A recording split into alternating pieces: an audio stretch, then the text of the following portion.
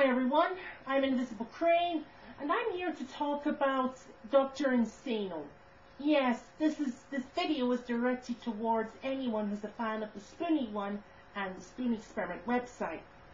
Now, the reason I'm doing this is because I just recently saw the most recent review that Spoony One did, which was the NES game Street Fighter 2010.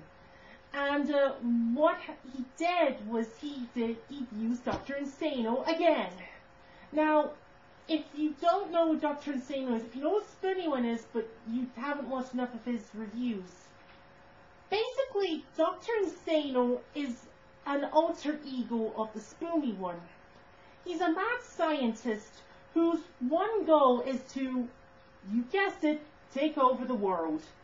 Of course! I know. Everyone does that joke now, but come on, let me do it for once, okay?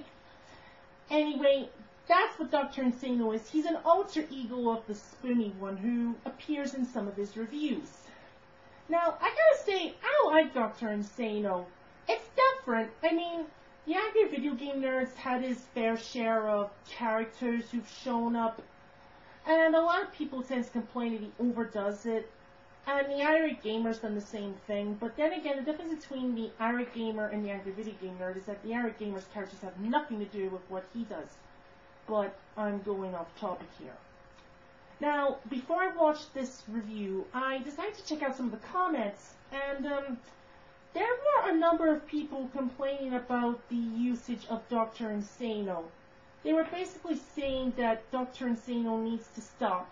It's basically turning into like the when Spoony One played with the action figures in some of his earlier videos.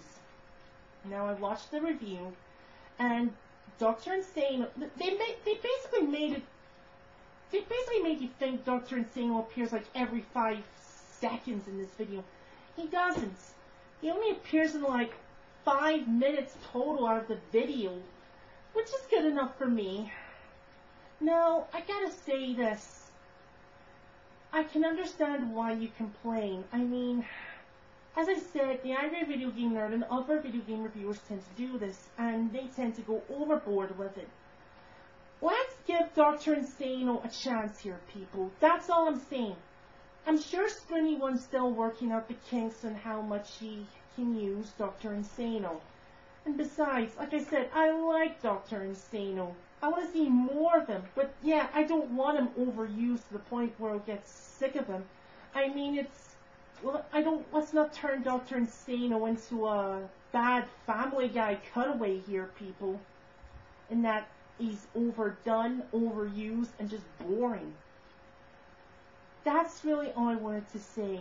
I just wanted to say, give Dr. Insano a chance and leave Dr. Insano alone, okay? Is it that much to ask? Anyway, that's me. I'll see y'all later, people.